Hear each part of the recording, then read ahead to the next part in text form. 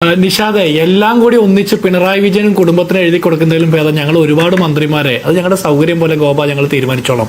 ജനങ്ങൾ ഞങ്ങൾക്കല്ലേ മാൻഡേറ്റ് തന്നിരിക്കുന്നത്. 10 വർഷക്കാലം പിണറായി വിജയനും കുടുംബം കൂടി ഇത് മൊത്തം കൈകാര്യം ചെയ്തപ്പോൾ നിങ്ങൾക്ക് ഒരു പരാതി ഉണ്ടായില്ലല്ലോ.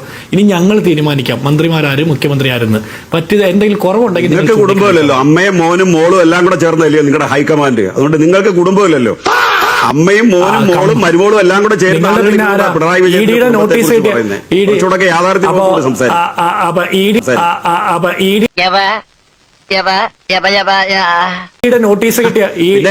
നോട്ടീസ് കിട്ടിയ കുടുംബം ആരുടെയാ? മാസപ്പടി വാങ്ങിയ കുടുംബം നിങ്ങൾ ഇങ്ങനെ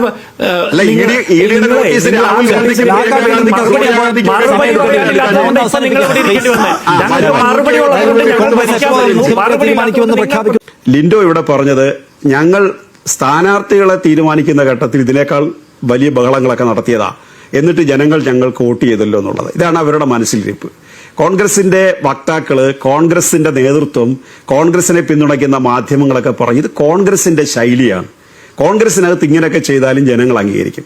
നിങ്ങൾ നാളെ ഇത് പിരിച്ചുവിട്ടൊരു തെരഞ്ഞെടുപ്പ് കേരളത്തിൽ നടത്തിയാൽ ഞങ്ങൾ വിജയിക്കുമെന്ന് ഞങ്ങൾ പറയുന്നില്ല. കാരണം നിങ്ങളുടെ ഈ 102 സീറ്റുണ്ട്. പക്ഷെ ഒരു 10-20 സീറ്റ് കൂടി കേരളത്തിൽ ഇടതുപക്ഷത്തിന് ഉറപ്പായിട്ട് കിട്ടുമെന്നുള്ള ഒരു തർക്കമില്ല. ഇതൊക്കെ കാണാനല്ല പുതിയ ജനറേഷൻ നിങ്ങൾക്ക് വോട്ട് ചെയ്തത് എന്നുള്ളത് നിങ്ങൾ ഓർക്കുന്നല്ലതാ. പിന്നെ എനിക്ക് വേറൊരു കാര്യം അതിൽ ചേർത്ത് പറയാനുള്ളത്, ശ്രീ കെ.സി. വേണു ആരാണ് മുഖ്യമന്ത്രി എന്നുള്ളത് ഞങ്ങളുടെ വിഷയമല്ല. അല്ല, ഒന്നുകൂടെ ഞാൻ 2 പോയിന്റ് ഉണ്ട് അവിടെ പറഞ്ഞോട്ടെ. ആരാണ് മുഖ്യമന്ത്രി ഞങ്ങളുടെ വിഷയമല്ലെന്ന് പറഞ്ഞുകൊണ്ട് ഞാൻ പറയുകയാണ്. കെ.സി. വേണുഗോപാൽ മത്സരിച്ചത് യഥാർത്ഥത്തിൽ പാർലമെന്റിൽ മത്സരിച്ചത് അദ്ദേഹത്തിന്റെ കയ്യിൽ പാർലമെന്റ് മെമ്പർ സ്ഥാനം ഇരിക്കുമ്പോൾ തന്നെയാണ്. രാജസ്ഥാനിൽ നിന്നുള്ള രാജ്യസഭാ അംഗമായിരിക്കുകയല്ലേ അദ്ദേഹം ലോകസഭാ അംഗമാകാൻ കേരളത്തിൽ വന്നത്. അന്ന് ഈ അഭിപ്രായ വ്യത്യാസങ്ങളൊന്നും അദ്ദേഹത്തിന്റെ പേരിൽ പറഞ്ഞില്ലല്ലോ. മാത്രമല്ല, രാജസ്ഥാനിൽ ആ സീറ്റ് കിട്ടിയത് അദ്ദേഹം അവിടെ രാജിവെച്ചാൽ ആ സീറ്റ് കിട്ടുന്ന ബി.ജെ.പിക്കുവാ. അത് അറിഞ്ഞുകൊണ്ട് തന്നെ ബി.ജെ.പിക്ക് ഒരു രാജ്യസഭാ അംഗത്തെ വിട്ടുകൊടുത്തിട്ട് അദ്ദേഹം ഇവിടെ വന്ന് ലോക്സഭയെ മത്സരിച്ചതിനാ കേരളത്തിലെ രാഷ്ട്രീയത്തിൽ ഇടപെടാനാ. അത് പാർലമെന്റ് ആണെങ്കിൽ പോലും കേരളത്തിലെ രാഷ്ട്രീയത്തിൽ ഇടപെടാൻ വേണ്ടി വന്നതാ. അതുകൊണ്ട് ഇത് ഇനിയും സാധ്യമാകാനുള്ള അവസരമാണ് വന്നിരിക്കുന്നതെന്നുള്ളതാണ് എനിക്ക് തോന്നുന്നത്. പിന്നെ ഒരു നിർദ്ദേശമുള്ളത്, നമ്മൾ ഇതൊക്കെ പറയുന്നെങ്കിലും ഒരു അഭിപ്രായം കൂടി പറയണമല്ലോ. എനിക്ക് തോന്നുന്നത് പരിഹരിക്കാൻ പറ്റുന്ന ഒരു മാർഗം കേരളത്തിൽ 3 മന്ത്രിസഭ ഉണ്ടാക്കണം 5 കൊല്ലത്തിനിടയിൽ. 1.5 വർഷം വി.ഡി. സതീശൻ, 1.5 വർഷം രമേശ് ചെന്നിത്തല, അഖിലേന്ത്യാ നേതാവ് എന്നുള്ള തരത്തിൽ 2 വർഷം നമ്മുടെ കെ.സി. വേണുഗോപാൽ. എന്നിട്ട് ഈ മന്ത്രിസഭാംഗങ്ങളെ അങ്ങ് മാറ്റണം. 60 മന്ത്രിമാരെ കിട്ടും. ഈ 60 മന്ത്രിമാരും പിന്നെ കേരളത്തിൽ വരുമ്പോൾ ഈ പ്രശ്നങ്ങൾ കുറച്ച് പരിഹരിക്കാൻ പറ്റും നോക്കുന്നു. അങ്ങനെ ഒരു ഫോർമുല ഉണ്ടാക്കുന്നതായിരിക്കും ഇന്നത്തെ സാഹചര്യത്തിൽ കേരളത്തിലെ പോലീസിന് ഒരു പക്ഷേ ശാന്തമായിട്ട് ഉറങ്ങാൻ പറ്റുന്ന ഒരു സാഹചര്യം ഉണ്ടാക്കാൻ. അതാണ് നിർദ്ദേശമായിട്ട് എനിക്ക് മനസ്സിലാക്കുന്ന ഒരു കാര്യം. അല്ല, ഒരു കാര്യം കൂടി നിഷാദ്, ഒരു കാര്യം കൂടി നിഷാദ്, ഒരു കാര്യം കൂടി എനിക്ക് സമയമുള്ളൂ.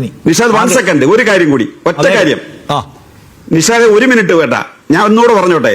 ഞാൻ ശ്രീ ദാമോദർ പ്രസാദ് ആര് മുഖ്യമന്ത്രിയുടെ അവരെ കേന്ദ്രീകരിച്ച് അതല്ല, ഞങ്ങൾ കേന്ദ്രീകരിക്കുന്ന ഇവര് 3-ൽ ആര് മുഖ്യമന്ത്രി ആയാലും ഇവരിറക്കിയ ഒരു പ്രകടന പത്രികയുണ്ട്. മുൻകാലങ്ങളിൽ പ്രകടന പത്രിക വലിയ ഇഷ്യൂ അല്ല. പക്ഷെ ഞങ്ങൾ ഭരണത്തിൽ വന്നതിന് ശേഷം ഈ പ്രകടന പത്രിക ഇത്ര ശതമാനം നടപ്പാക്കിയെന്ന് ഞങ്ങൾ പറഞ്ഞു. ഇനി ഒരു ഗവൺമെന്റിനും പ്രകടന പത്രികയെ മാറ്റി വെച്ചുകൊണ്ട് കളിക്കാൻ പറ്റില്ല. അപ്പൊ പ്രകടന പത്രിക കേന്ദ്രീകരിച്ച ഞങ്ങളുടെ രാഷ്ട്രീയ പ്രവർത്തനം അതാണ് ഞങ്ങളുടെ. അല്ല, ആരെ വ്യക്തിയായതെന്നുള്ളതല്ല ഞങ്ങളുടെ.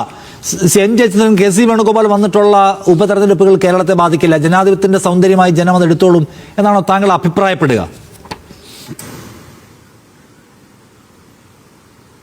അല്ല, അതൊക്കെ ഉണ്ടാവും, സ്വാഭാവികം. പക്ഷേ ഈ തുടർ ചലനങ്ങൾ ഇതുമായി ബന്ധപ്പെട്ടത് പെട്ടെന്ന് വരാനിരിക്കുന്നു. ഈ മന്ത്രിമാരുടെ വകുപ്പുകൾ കൊടുക്കുന്നത് സംബന്ധിച്ച് തന്നെ പ്രശ്നങ്ങളാണല്ലോ. ഇപ്പം തന്നെ സതീശൻ പറഞ്ഞ കാര്യങ്ങളെക്കുറിച്ച് നമ്മൾ കേൾക്കുന്നുണ്ട്, രമേശ് ചെന്നിത്തല പറഞ്ഞ കാര്യങ്ങളെക്കുറിച്ച് കേൾക്കുന്നുണ്ട്, KPCC പ്രസിഡന്റ് താല്പര്യമുള്ള വകുപ്പുകളെക്കുറിച്ച് കേൾക്കുന്നുണ്ട്. അതൊക്കെയുണ്ട്. അപ്പോൾ ഈ മന്ത്രിസഭാ രൂപീകരണം സുഗമമായി നടത്താൻ ഏതെങ്കിലുമൊക്കെ തരത്തിൽ കഴിഞ്ഞു എന്നിരിക്കട്ടെ, അതിന്റെ തുടർചലനങ്ങൾ ഉടൻ തന്നെ പ്രതീക്ഷിക്കാമല്ലോ. ആ തരത്തിലാണ് കാര്യങ്ങൾ വരുന്നത് എന്നുള്ളത് പിന്നെ ഒട്ടും ജനാധിപത്യപരമായി നോക്കിയാൽ കോൺഗ്രസ്